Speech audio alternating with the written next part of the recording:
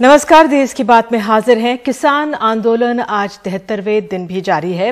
आज किसानों ने देश भर में 3 घंटे के चक्का जाम का आह्वान किया हुआ था।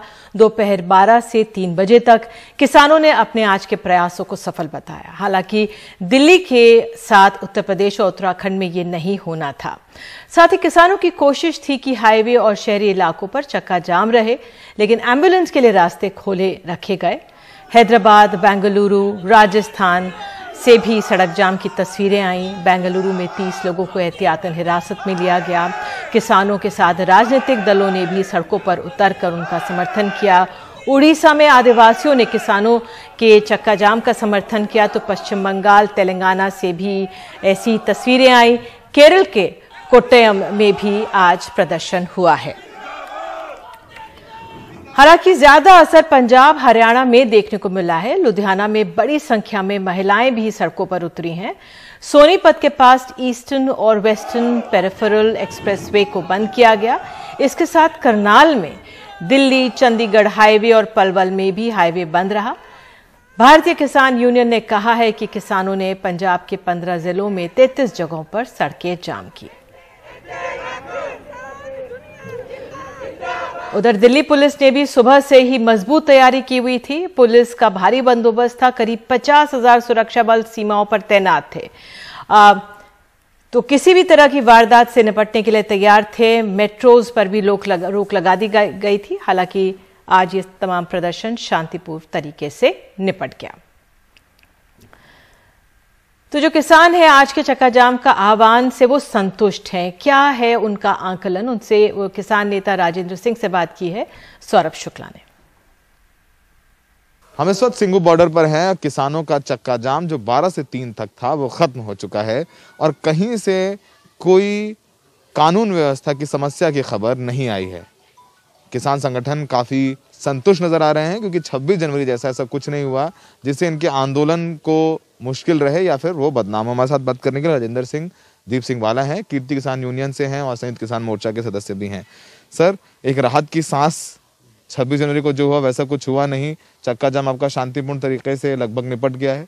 हाँ, चक्का जाम शांतिपूर्वक रहा और हमारा आंदोलन और फैल गया है। तेलंगाना से, उड़ीसा से, बिहार से, और अभी पूरी रिपोर्ट आनी है। जितनी रिपोर्ट अब तक आई है तो बहुत नए क्षेत्रों में लोगों ने चक्का जाम किया है। तो आंदोलन हमारा लगातार बढ़ रहा है और पीसफुल रहा। आज हमारा आंदोलन इसलिए बढ़ रहा है क्योंकि तीनों लॉ हम मानते हैं कि ये ट्रिपल मर्डर कॉन्स्पिरेसी है, जो किसान का, मजदूर का और ग्राहक का जो कत्ल करेगी। और जैसे जैसे लोग एसेंशियल कमोडिटी एक्ट को और कॉन्ट्रैक्ट फार्मिंग वाले लॉ को समझ रहे हैं कि छोटे और दरमियाने किसान के खिलाफ है, और जितने लोग पीडीएस पर निर्भर है, 67% देश की आबादी जो पीडीएस पर निर्भर है, वो सभी लोगों को लगता है कि ये कानून हमारी रोटी भी छीन लेगा। तो जैसे जैसे इसकी जानकारी हो रही है तैसे तैसे हमारा आंदोलन बढ़ रहा है। जहां तक पीसफुल रहने की बात है तो 26 जनवरी को सरकार की जो साजिश थी लाल किले वाली, उसी के वजह से आंदोलन में जो गड़बड़ हुई। हमारा आंदोलन तो शुरू से पीसफुल था, अब भी पीसफुल है और पीसफुल ही रहेगा। अगर कहीं गड़बड़ होती है, हमने पहले भी कहा था 26 जनवरी से, अगर कोई गड़बड़ होगी तो उसकी जिम्मेवार सरकार होगी। तो उत्तर प्रदेश में तो आज चक्का जाम नहीं था, लेकिन हापुड़ में जो गन्ना किसान हैं उनसे बात की है हमारे सहयोगी अक्षय डोंगरे ने। इस वक्त हम पश्चिमी उत्तर प्रदेश के हापुड़ जिले में मौजूद है। पूरे देश में कृषि कानूनों के विरोध में संयुक्त किसान मोर्चा द्वारा एक चक्का जाम का आह्वान किया गया था, लेकिन कल राकेश टिकैत जो किसान नेता है उन्होंने ये कहा कि उत्तर प्रदेश और उत्तराखंड में चक्का जाम नहीं किया जाएगा, केवल ज्ञापन दिया जाएगा। जितने भी डिस्ट्रिक्ट कलेक्ट्रेट है वहां पर जाकर किसान ज्ञापन देंगे और ऐसा ही आज हुआ। लेकिन क्या कारण थे कि राकेश टिकैत को ये बयान देना पड़ा कि यहाँ पर चक्का जाम नहीं होगा उत्तर प्रदेश और उत्तराखंड में, और किस तरह से किसान यहाँ पर विरोध अपना प्रदर्शन कर रहे हैं और उनकी क्या समस्या है, ये जानने के लिए इस वक्त हम गन्ना किसानों के बीच मौजूद है और इन्हीं से जानेंगे कि इनकी क्या समस्याएं हैं, क्या कारण थे जहाँ चक्का जाम नहीं हुआ और किस तरह से इन लोगों ने गाजीपुर में चल रहा या फिर बाकी जगहों पर चल रहे किसान आंदोलनों को जारी रखे हुआ है। तो सबसे पहले ज्ञानेश्वर त्यागी हमारे साथ मौजूद है, उनसे हम समझना चाहते हैं कि क्या कारण थे कि आज उत्तर प्रदेश और उत्तराखंड में चक्का जाम नहीं हुआ। तो त्यागी जी, ये बताइए कि क्या कारण थे कि राकेश टिकैत को ऐसा कहना पड़ा? देखिए, बेसिकली उत्तराखंड और यूपी किसान बेल्ट है, वो सॉरी गन्ना बेल्ट है, और यहाँ पे गन्ने का काफ़ी काम चल रहा है। गन्ने की छुलाई चल रही है, इधर आपका आलू की खुदाई चल रही है, यहाँ पे सब्जी भी मोस्टली होती है। तो यहाँ पे व्यस्त किसान काफ़ी व्यस्त है। और दूसरा, अगर हम जाम की लगाते तो इसमें कहीं ना कहीं किसान को बहुत ज़्यादा परेशानी का सामना करना पड़ता, क्योंकि बहुत सी किसान का ट्रांसपोर्ट होता है, जो गन्ने को लेकर जाता है, गन्ने को लेने आता है, तो वो कहीं ना कहीं बाधित होता। और उसके बाद ये समस्याएं किसानों के लिए होती और किसान का इसमें नुकसान होता। अब हम जो हैं अपना एक आंख धरने पर रख रहे हैं और एक आंख अपनी खेती पर रख रहे हैं। तो किस तरह से आप लोगों ने धरना जारी रखा हुआ है यहाँ पर? क्या लोग बदल बदल कर जाते हैं? कैसे आप लोगों ने धरने को कायम रखा है? कुछ लोग हमारे 24 घंटे वहाँ पे रहते हैं जी, तब हम जाते हैं, वो वापसी आते हैं, अपने काम को आगे बढ़ाते हैं। और सप्लाई वगैरह भी ले जाते हैं? सप्लाई वगैरह जो सब्जी है, खाना, ये जो खाने पीने का राशन होता है उसे साथ ले जाते हैं। अच्छा। दूसरी चीज़ एक समझने की बात यह है कि अगर गन्ना किसानों की बात करी जाए या फिर किसानों की पूरे देश में बात करी जाए तो एक समस्या नहीं है, समस्याएं कई सारी है। लेकिन सबसे मुख्य समस्या की अगर बात करी जाए तो वो क्या है और उसकी वजह से आप लोगों को किस चीज़ का सामना करना पड़ता है? देखो, ये पहली बात तो गन्ना हमारा खेत तो बाहर निकल जाए जी, एक मेन कारण तो ये जितनी जल्दी साफ हो जाए, क्योंकि हमारे गेहूँ भी नहीं बुए, अगली फसल भी लेट हो रही है। सारी समस्या ये है कि खेत खाली होना है, अगली फसल बोनी है, टाइम रहेगा, अगली फसल तो खत्म ही होगी गेहूं की। तो क्यों नहीं आपका गन्ना बिक पा रहा है? गन्ना क्योंकि पर्ची नहीं आ रही, हमारे यहाँ पेमेंट भी नहीं हो रहा, पर्ची भी नहीं आ रही। पहली बात तो पेमेंट तो किसान बाद में देखता, पहले तो खेत खाली करने की सोचता। तो अगर गन्ना एक्ट की बात करी जाए तो उसमें प्रावधान ये है कि 14 दिनों के भीतर अगर मिल ओनर द्वारा गन्ने का भुगतान अगर नहीं किया गया तो उसके बाद आपको ब्याज मिलना शुरू हो जाना चाहिए। क्या ऐसा हो रहा है? और अगर नहीं हो रहा तो आपने कुछ कानून की कोई कार्यवाही करने की कोशिश की? किस तरह का कोई समाधान आपको मिला हो? क्योंकि राजनीति बहुत हुई है इस मुद्दे पर। भैया, ब्याज की तो बात छोड़ दो, हमसे तो ब्याज उल्टा लिया जाता गन्ने पे। अगर हम गन्ने सोसाइटी से अपना खाद लिया हुआ तो उस दिन से ही हम पे ब्याज चालू हो जाता है, और हमें तो ब्याज सरकार नहीं देने देती। इस सरकार का ही पेट इतना भारी हो रहा है कि इसको इतना चाहिए, ब्याज कहाँ से देगी? हमारे तो 2-2 साल का 1.5 साल का पेमेंट नहीं मिलता। और किसान की हिम्मत देखो, पर्ची मांग रहा है, और यूँ कह रहा 2 साल में दे दी तू हमें पर्ची दे दे, हमारा खेत खाली हो जाए। खेत खाली करवाने को तैयार नहीं है मिल मालिकों से। ये तो बहुत ऊंचे कलाकार बैठे हैं। लेकिन आपको वापस हम पंजाब और हरियाणा का जो चक्का जाम हुआ वहां ले चलेंगे। हमारे सहयोगी मोहम्मद गजाली मौजूद है हमारे साथ। गजाली, आंकलन क्या है आपका? क्योंकि तमाम ज़्यादातर तस्वीरें हैं और पंजाब और हरियाणा से आई हैं जहां पर इसको काफ़ी असर इसका देखा गया है। क्या कह रहे हैं वहां पर मौजूद किसान आपसे? देखिए, 26 जनवरी के बाद के पूरे जो प्रकरण हुआ वहां पर लाल किले के बाद, तो कहीं ना कहीं मूड भी डाउन था। गांव में एक दूसरी चिंता का विषय यह भी था कि कई नौजवान जो वहां पर अभी भी नहीं मिले हैं या लापता हैं, और अब यूनियन, सरकार और विपक्ष उनकी खोज में लगी हुई है। तो अब जब गांव से लोग जाते हैं वहां सिंघू या टीकरी बॉर्डर पर, तो गांव में अब आपको अपने सरपंच या पंचायत के यहाँ नाम और एड्रेस मेंशन करना होता है। तो प्रोटेस्ट भी कई चरणों से गुजरा है, अब ये दूसरा चरण है। और 26 जनवरी के बाद से प्रोटेस्टर्स को इंगेज रखने के लिए या उनकी एनर्जी रिटेन करने के लिए और खुद की क्रेडिबिलिटी, प्रोटेस्ट किस जगह पर पहुंच चुका है या उसने कितना सपोर्ट लूज किया है या और गेन किया है, उसका एक लिटमस टेस्ट था आज कि आपने नॉन वायलेंट भी रहना है लेकिन आपको अग्रेसिव भी रहना है। ये जरूर प्रूफ करना है कि आप उतने ही दृढ़ या अपने टारगेट को अचीव करने के लिए आप उतने ही मजबूत अभी भी हैं। उसका एक शो ऑफ स्ट्रेंथ था कि आपके चारों तरफ फोर्टिफिकेशन हो गई है, तरह तरह की बयानबाजी हो रही है इतने दिनों से, आपको अलग अलग इंटरनेशनल कॉन्स्पिरेसी से रिलेट किया जा रहा है इस मूवमेंट को। तो क्या आपने अर्बन या रूरल एरियाज में या जो आपके सपोर्ट का कोर बेस था, क्या उसमें आपकी गिरावट आई है या नहीं? लेकिन आज के इस 3 घंटे के चक्का जाम से मैं आपको बताऊं कि और नए जगहों से लोग जो हैं इसमें जुड़ रहे हैं। और आज के चक्का जाम में अगर पूरा हाईवे आप कह लें पठानकोट से दिल्ली तक, जो हरियाणा के कई जिलों से गुजरता है, पंजाब के कई जिलों से गुजरता है, तो लगभग मैक्सिमम जिलों में जहां से ये हाईवे गुजरते हैं वहां पर अच्छी संख्या में महिलाएं, बच्चे और बुजुर्ग तीनों ही वहां पर आकर विरोध प्रदर्शन कर रहे थे। और दूसरी बात यह कि हमेशा आपको ऐसे सिट इन प्रोटेस्ट, जब इनडेफिनिट स्ट्राइक होती है तो उसकी सस्टेनेंस या सर्वाइवल का की रीजन होता है कि आप अपने प्रोटेस्टर्स को कितना मोटिवेटेड रखते हैं। तो एक activity her short period of time के बाद आपके यूनियन लीडर्स आपको देते रहे हैं। जैसे आज हम फास्ट रखेंगे, एक दिन का फास्ट होगा, पीसफुल मार्च होगा या सफाई करेंगे। तो 26 जनवरी के पूरे इंसिडेंट के बाद उस पे भी कहीं ना कहीं एक धक्का लगा था, क्योंकि आपका मोराल डाउन है, क्रिमिनल केसेस रजिस्टर हो रहे हैं। उसमें आप दोबारा अगर फौरन किसी एक्टिविटी में आते तो वो कहीं ना कहीं कन्फ्रंटेशनल अप्रोच दिखता।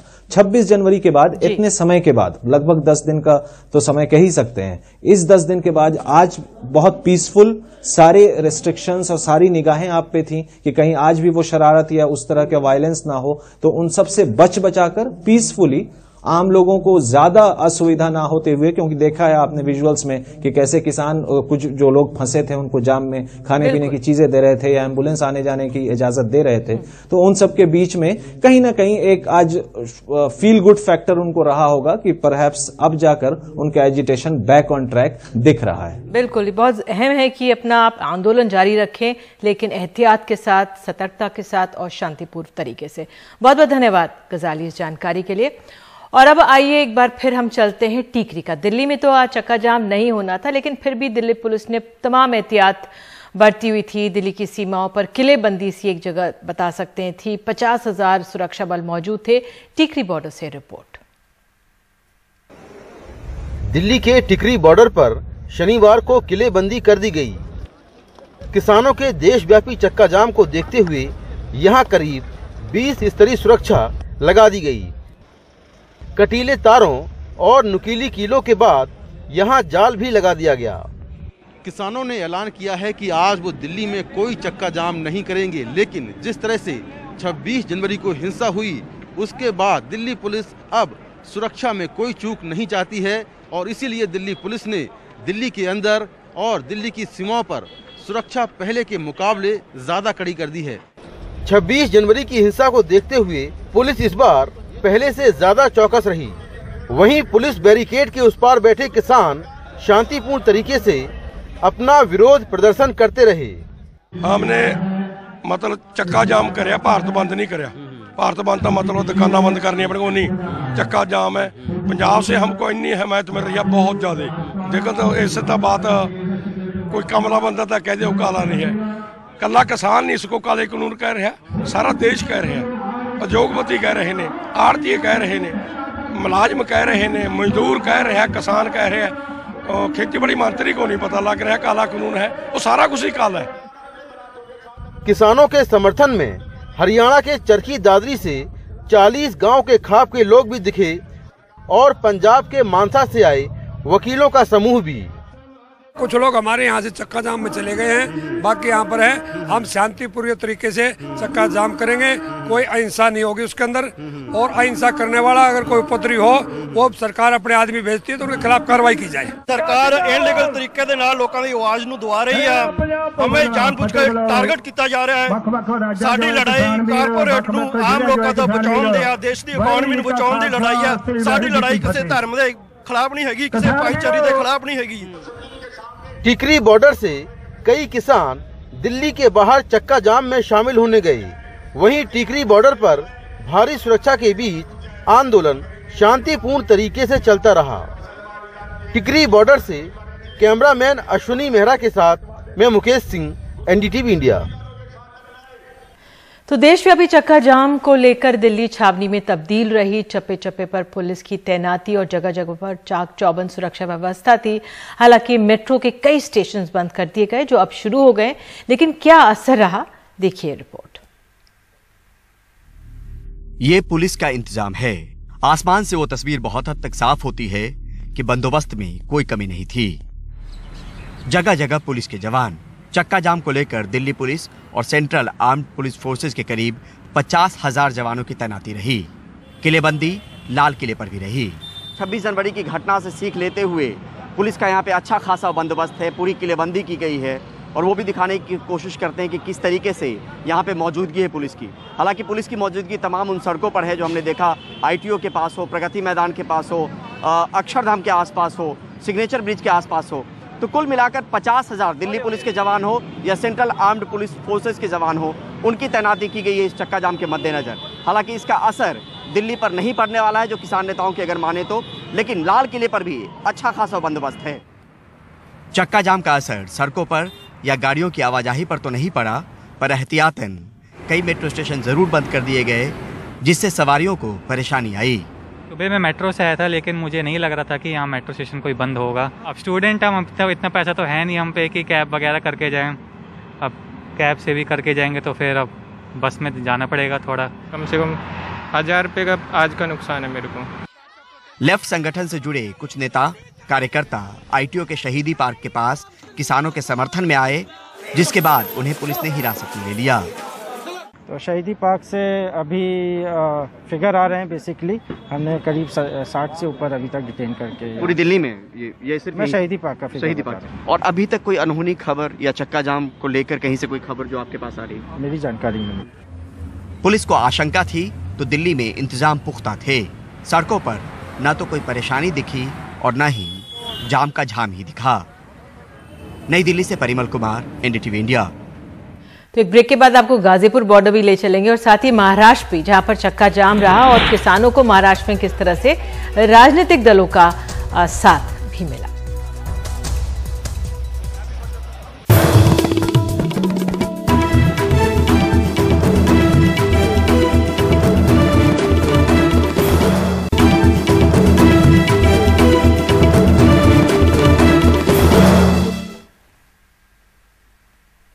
मुंबई में भी किसान आंदोलन के समर्थन में चक्का जाम किया गया। खास बात यह रही कि इस दौरान राजनीतिक दल भी किसानों के समर्थन पर सड़कों पर उतरे। एनसीपी के कार्यकर्ताओं ने यहां रैली निकाली। शिवसेना नेता संजय राउत ने कहा कि उनकी सरकार किसानों के साथ है।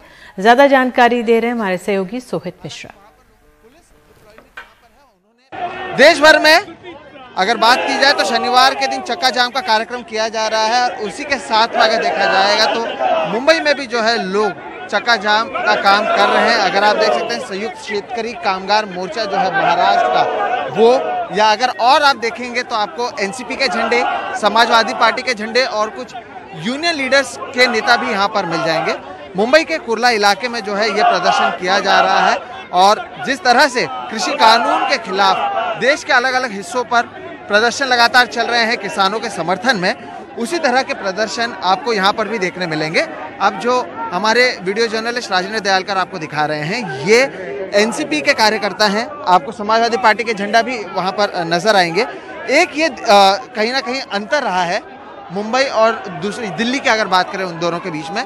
दिल्ली में जहाँ पर जो नेताओं को मंच से दूर रखा जाता है, तो यहीं पर आपने देखा होगा कि जब किसान मुंबई के आज़ाद मैदान आए थे तब शरद पवार हो, बाला साहेब थोरात हो, वो खुद मंच पर मौजूद थे।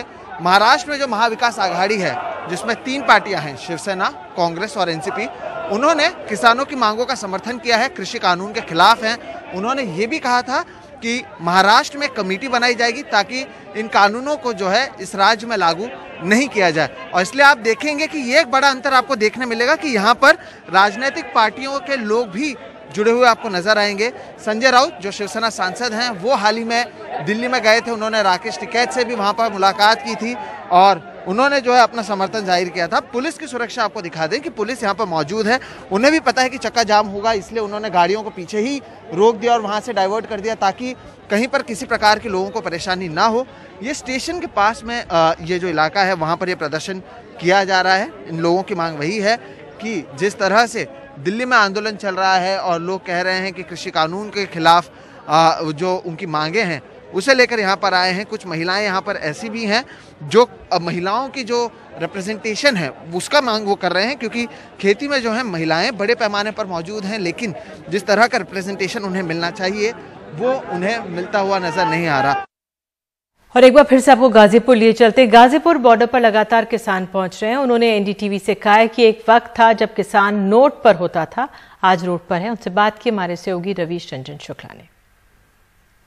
गाजीपुर बॉर्डर पर लगातार जो आंदोलन है वो शांतिपूर्ण तरीके से चल रहा है। हालांकि राकेश टिकैत बोल चुके हैं कि बातचीत के दरवाजे खुले हैं, लेकिन फिर भी बातचीत नहीं हो रही है, गतिरोध बना हुआ है। कुछ किसान हैं हमारे साथ में जो कि उत्तर प्रदेश, हरियाणा और तमाम सारे अलग अलग जगहों से आए हुए हैं। हम उनसे बात करते हैं कि आखिर ये गतिरोध क्यों नहीं टूट रहा है। गतिरोध ये अब तो सारी बातें सरकार के ऊपर हैं। सरकार को देखना चाहिए कि भाई कितने दिन हो गए हैं, यहाँ 70 से ज्यादा दिन हो गए हैं किसानों को बैठे हुए, और सरकार कहीं ना कहीं बातचीत की मंशा दिखाई नहीं दे रही उनकी। कभी वो बैरिकेड बढ़ा देती है, कभी वो किले ठुकवा देती है, और वहां से बैठकर सिर्फ ये बोल देती है कि हम 1 कॉल की दूरी पर है। अगर 1 कॉल की दूरी पर है और हमारे प्रधानमंत्री जी ने कहा था कि वो प्रधान सेवक हैं, तो क्यों नहीं आ जाते? उनको पता है दिल्ली से इतना नजदीक है, 10 मिनट का भी रास्ता नहीं है। आइए और किसानों के बीच में बात कर लीजिए। तो आप लोग क्यों नहीं चले जाते हैं बातचीत करने के लिए? देखिएगा, की दूरी पर है, कॉल कर लीजिए। देश के प्रधानमंत्री 1 कॉल की दूरी नहीं, 10 किलोमीटर की दूरी है। और लोकतंत्र में जहां प्रधानमंत्री प्रधान सेवक की बात करते हो, यहां तुरंत तत्काल उन्हें एक बैठक बुलानी चाहिए और अपनी अध्यक्षता में बात करनी चाहिए और किसान की बात सुननी चाहिए। ये वो अन्नदाता है जो मतदाता था जी, ये वो अन्नदाता है जो मतदाता था इस सरकार का। तो सरकार को भी तुरंत दिल खोल के 56 इंच का और ये बिल्कुल तीनों बिल वापसी दे देने चाहिए ताकि किसान की घर वापसी हो जाए। तो हमारा ये मानना है कि भारत में आज बहुत लोग हुए हैं, चाहे राजा महाराजा, अंग्रेज या औरंगजेब, और हमेशा एक किसान जब आ गया है तो जीत के वापस गया है। तो प्रधानमंत्री जी आचरण में उतारने इस बात को, अच्छा काम कर रहे हैं प्रधानमंत्री जी। और ये किसान जो है, इसमें एक प्राकृतिक साथ में इसका जुड़ा हुआ मामला है। और ये कभी ट्रैक्टर पर बैठ के, कभी नोट पे छपा होता था, आज रोड पे बैठा है किसान और खुले आसमान के नीचे। अच्छा, आप लोग भी क्यों इतना ज्यादा वो हो गए कि 3 बिल वापस ही हो, जब सरकार ये कह रही है कि संशोधन हम कर सकते हैं और सस्पेंड कर सकते हैं बिल को, तो क्यों आप लोग अड़ गए हैं? सरकार की नीयत सही नहीं है। 11 बार वार्ता हुई, हमारे नेता भी जानते थे, देश भी जानता था कि इन्हें कुछ नहीं करना। 11 बार बुला के उन्होंने टेलाई। सरकार पहले ये कह रही है कि हमने जो प्रस्ताव, जिस प्रस्ताव पे हमने बात कर ली उसी पे बात करें। जब एक जगह बात टूट गई तो सरकार को 2 कदम आगे बढ़ाना चाहिए। भाई सरकार को ये साथ साथ ये जो कहते हैं प्रधानमंत्री जी कि जहां से बात टूटी है वहां से बात करें। बात जो आज हमें 73 दिन हो गए और तरह तरह के हमारे आंदोलन को बदनाम करने की, हर तरह के डाइवर्ट करने की कोशिश की गई। 26 तारीख में भी जो हुआ, हम आपके चैनल के माध्यम से बात करते हैं, कम से कम उसकी न्यायिक जांच हो, असली दोषी लोग सामने आए। और देश की बात में वक्त है ब्रेक का। ब्रेक के बाद आपको ले चलेंगे पश्चिम बंगाल। यहां पर बीजेपी अध्यक्ष जेपी नड्डा ने परिवर्तन यात्रा की शुरुआत की।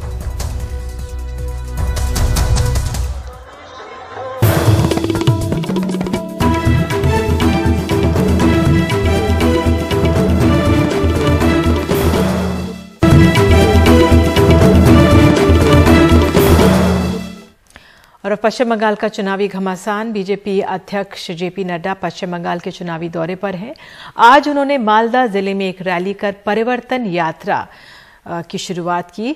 रैली के दौरान उन्होंने ममता बनर्जी पर जमकर निशाना साधा। उन्होंने कहा कि बंगाल में परिवर्तन का समय है और इस बार चुनाव में कमल खिलेगा। उन्होंने ममता बनर्जी पर बंगाल को पीछे ले जाने का आरोप भी लगाया। उधर बीजेपी की रैली के साथ ही पश्चिम बंगाल के नाडिया में तृणमूल कांग्रेस ने भी आज 2 दिनों की बाइक रैली की शुरुआत की है। हालांकि इस दौरान बीजेपी और तृणमूल कांग्रेस के बीच टकराव की आशंका है, क्योंकि बीजेपी भी नाडिया में रैली निकाल रही है। मित्रों, এটা परिवर्तन यात्रा प्रारंभ हो चुकी, यहां से परिवर्तन यात्रा की शुरुआत हो गई। ये परिवर्तन सिर्फ सरकार का परिवर्तन नहीं है, ये परिवर्तन विचार का परिवर्तन। आपको मालूम है 10 साल पहले मां, माटी, मानुष, इसकी सौगंध लेकर के ममता जी ने सरकार बनाई थी। लेकिन हम सब जानते हैं कि 10 साल में माता को लूटा गया, बंगाल की अस्मिता तक आघात पहुंचा, और जहां तक माटी का सवाल है उसकी भी इज्जत नहीं की गई, और जहां तक मानुष का सवाल है उसकी भी रक्षा नहीं की गई। ये कैसी सरकार है? टोलाबाजी की सरकार, तानाशाही की सरकार। हमारे लगभग 130 लोग मारे गए हैं, 300 से ज्यादा लोगों पर अटैक हुआ है। ये कैसी सरकार है? इस सरकार को जाना हो। और तो और छोड़िए, जब ये हमारे ऊपर अटैक कर सकते हैं तो मैं समझ सकता हूं कि साधारण आदमी की बंगाल में क्या हालत है। देश की बात में एक छोटा सा ब्रेक के बाद आपको ले चलेंगे शिमला में हुई है जबरदस्त बर्फबारी, सड़कों से बर्फ हटाने का काम जारी।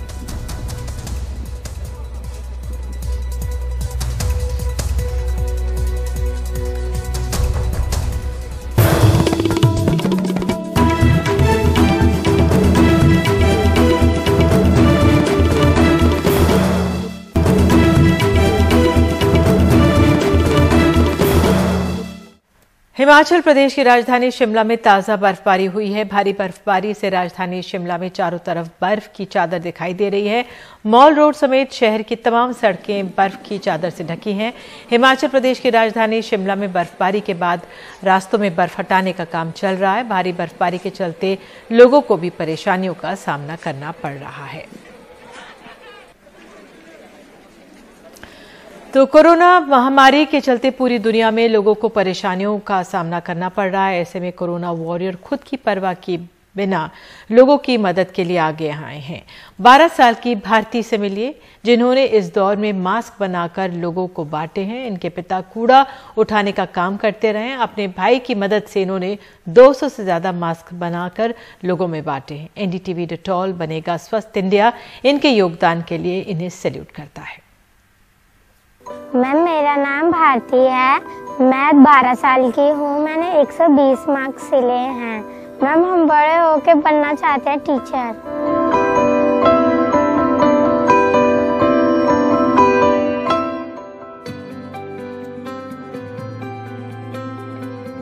कहीं जाते थे ना अपनी मम्मी के साथ बैंक वगैरह, वहाँ पे सब लोग मास्क लगाते थे और यहाँ पे मेरी गली में कोई लगाता नहीं था। मेरे आस पड़ोस के लोग कोई भी नहीं लगाता था। मैंने सोचा इनके लिए कुछ करना चाहिए। मैंने बोला भी इन्हें कि तुम लोग मास्क क्यों नहीं लगाते हो, वो कोरोना इतना फैला तो सब कह रहे इतने पैसे कहाँ से आएंगे मास्क के। तभी मैंने अपने भाई से कहा, भाई मैं मास्क सिलना चाहती हूँ।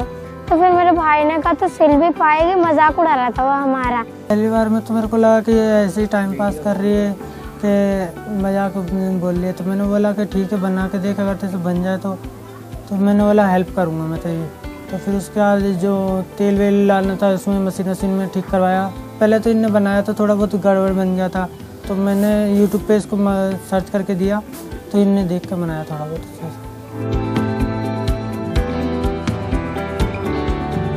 तो घर में पुराने कपड़े थे, हमने पुराने कपड़े ढूंढे। हमारे भाई ने अपनी पॉकेट मनी से हमारी मशीन ठीक करवाई, हमें सुई धागा वागा ला के दिया। उनके मास्क सिल के फिर मैंने लोगों को बांटे, तो वो लोग खुश हुए, तो कहते बहुत अच्छा काम करे। तो मेरे को बहुत खुशी हुई, तो मैंने और भी मास्क सिले।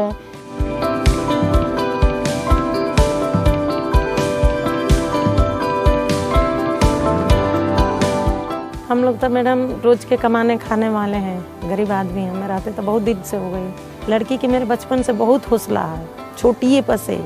फिर कोरोना हो गया था, कहीं बच्चे जाते होते नहीं थे। फिर कह रही मम्मी मैं मास्क बनाऊँ, मैं बोली बना लेगी।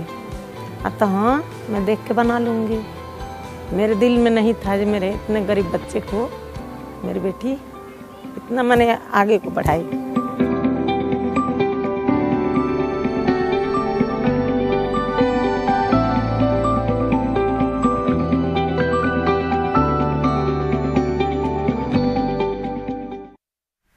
इस खबर के साथ अभी के लिए इतना ही, लेकिन खबरों का सिलसिला एनडीटीवी इंडिया पर जारी रहेगा। नमस्कार।